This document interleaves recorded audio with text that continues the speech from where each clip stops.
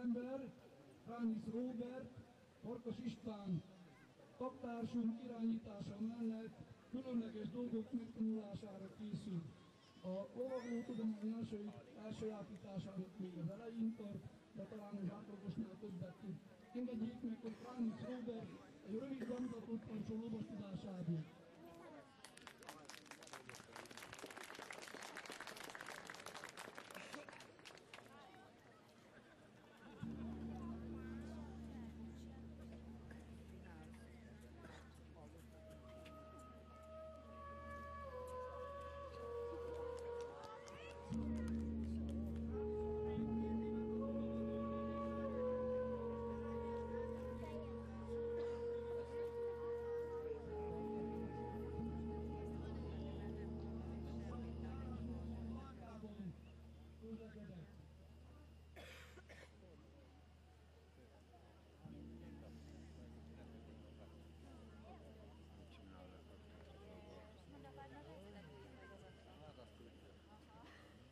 Közben a punyékkarnai kedves hallgató, igen, azt kell tudni, hogy a lónál, aztán teljesen idegen járásmód.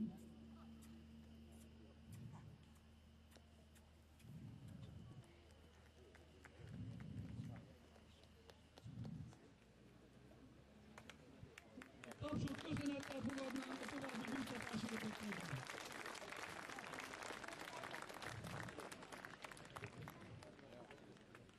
Ezek a fiatal emberek annak idején még egy nagyon fontos, illetve még nagyon sok fontos tudás birtokába kellett, hogy jussanak.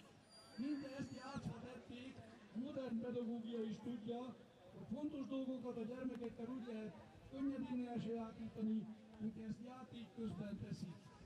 Az akkori magyar gyerekek számára a lovaglás volt az egyik játék, a másik játék pedig a vadászat.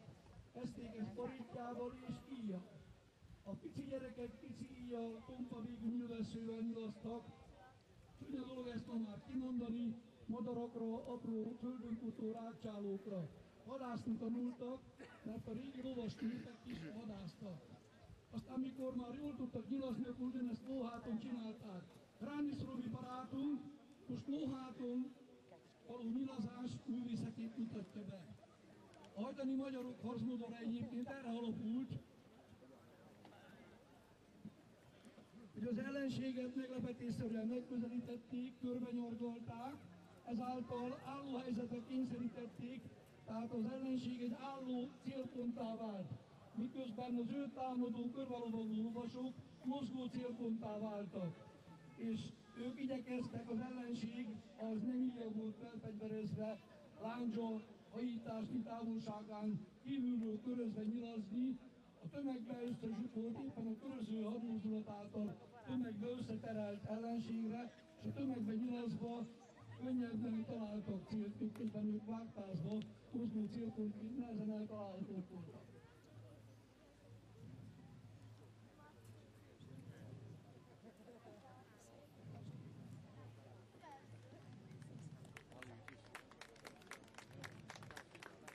Hát itt most létszám hiány vagyunk, mint oly sokszor a magyar csapatok. Nyilván az ellenfélre nagyobb nyomást nehezedett, hogyha egy nagyobb tömeg nyargolta őket körbe, és minden irányból egyszerre lövöldöztek rá.